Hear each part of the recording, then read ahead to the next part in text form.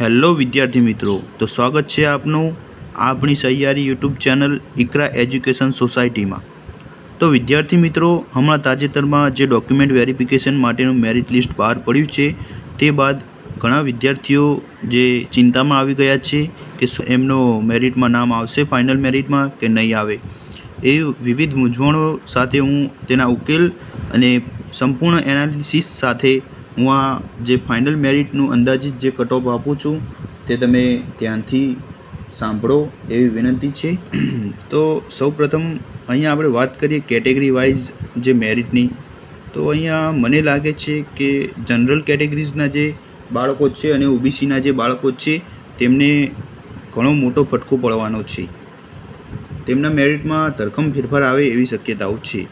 આમ તો દરેકના મેરિટમાં ઘણો ફેરફાર થશે, પરંતુ એક એવી કેટેગરી વિશે વાત કરું કે જે એસટી કેટેગરી અને એમાં પણ મહિલાઓ છે તેનું ડોક્યુમેન્ટ વેરિફિકેશન લિસ્ટ એ જ ફાઇનલ લિસ્ટ છે, આપણે એવું કહી શકીએ છીએ। કેમ કે તેમાં જગ્યાઓ ખાલી રહે છે અને કદાચ જગ્યાઓ ભરાઈ પણ જાય, પણ જગ્યાઓ ઘણી ખાલી રહે છે। તેથી જે મેરિટ છે તે ડોક્યુમેન્ટનું જે એસટીની મહિલાઓનું છે તે લગભગ તો ફાઇનલમાં તે જ રહેવાનું છે। હવે આપણે કેટેગરી વાઇઝ જો મેરિટની વાત કરીએ પુરુષ અને મહિલામાં, તો અહીંયા જનરલ કેટેગરીની વાત કરીએ તો જનરલ કેટેગરીનું જે પુરુષનું જે મેરિટ છે તે 125થી 126 આસપાસ રહી શકે છે, જ્યારે મહિલાઓનું જે જનરલ કેટેગરીમાં વાત કરીએ તો તેમનું મેરિટ 102થી 104 આસપાસ રહી શકે છે। હવે આપણે ઓબીસી કેટેગરીની વાત કરીએ, જેમાં પરીક્ષાની તૈયારી કરતો ઘણો મોટો વર્ગ ઓબીસી કેટેગરીમાં આવે છે અને લગભગ જ્યારે પોલીસના ફોર્મ ભરાયા હતા ત્યારે 58% જેટલા ઉમેદવારો જે ઓબીસીના હતા। તેથી તેઓ વર્તમાનમાં જે 11,000 જેટલા જનરલના જે ઉમેદવાર બોલાવેલા છે તેમાંથી ઓબીસીના ઘણા ઉમેદવાર હશે।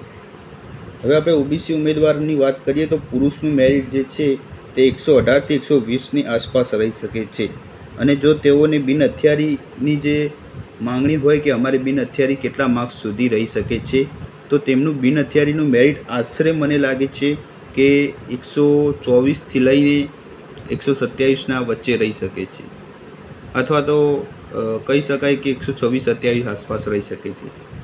હવે આપણે ઓબીસીની જે મહિલા કેટેગરીમાં વાત કરીએ તો મહિલાઓનું મેરિટ 82થી 84 જેટલું રહી શકે છે, જ્યારે તેમનું બિન હથિયારીમાં સિલેક્શન થવા માટે આશરે 87થી 90 વચ્ચે માર્ક્સ હોય તો તેમના ચાન્સ વધુ છે। હવે આપણે ઈડબ્લ્યુએસ કેટેગરીની વાત કરીએ તો ઈડબ્લ્યુએસ કેટેગરીમાં પણ ખૂબ મોટો ધરખમ ફેરફાર આવશે, કેમ કે અત્યારે તેમનું મેરિટ 94.75 સમથિંગ છે, પરંતુ તેમને જો ઉમેદવારો આગળથી જનરલના ઉમેદવારો પાછા આવશે તો મેરિટમાં ઘણો ધરખમ ફેરફાર જોવા મળશે। એટલે એમનું અંદાજિત આપણે મેરિટ જોઈએ તો તેમનું અંદાજિત મેરિટ મને 109થી 112 જેટલું લાગે છે। પછી ઈડબ્લ્યુએસની મહિલા કેટેગરીની વાત કરીએ તો તેમના મેરિટમાં ઘણો ફેરફાર આમ થાય એવું લાગતું નથી, તેમનું મેરિટ મને 81થી 83 સુધી લાગે છે। હવે આપણે એસસી કેટેગરીની વાત કરીએ તો એસસી કેટેગરીના જે પુરુષો છે તેમનું મેરિટ મને 100થી 103 વચ્ચે લાગે છે, જ્યારે મહિલાઓમાં કોઈ ઝાઝો ફેરફાર જોવા મળશે નહીં, એટલે તેમનું મેરિટ 81થી 83 સુધી લાગી શકે છે। જ્યારે જો મહિલાઓમાં તેમને બિન હથિયારીની જે પોસ્ટ માટે જાણવું હોય તો તેમનું મેરિટ અંદાજે 86થી 88ના વચ્ચે રહી શકે છે। હવે આપણે વાત કરીએ એસટી કેટેગરીની, જેના ઉપર ઘણા ગુજરાતના લોકો વધુ આમ સૂક્ષ્મ રીતે જોઈ રહ્યા છે કે તેમનું મેરિટ ખૂબ નીચું છે, એટલે કે તેમના ઉમેદવારો પણ મળતા નથી એવી વાતો થઈ રહી છે બજારમાં। હવે આપણે વાત કરીએ એસટી કેટેગરીમાં જે પુરુષો છે તેમનું મેરિટ આશરે જે આ આવેલું છે તેના કરતાં તો ઊંચું જ હશે જ, કેમ કે જે જગ્યાઓ ખાલી રહે છે તે પુરુષોની નથી બધી, તેમાં મોટે ભાગની જગ્યાઓ જે છે એ એસટી કેટેગરીની મહિલાઓની જગ્યાઓ છે।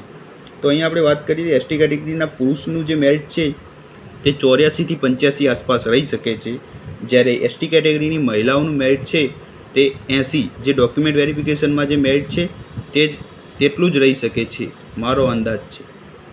જો વિદ્યાર્થી મિત્રો તમને અમારો આ વિડીયો ગમ્યો હોય તો પ્લીઝ લાઇક, શેર અને સબસ્ક્રાઈબ કરજો।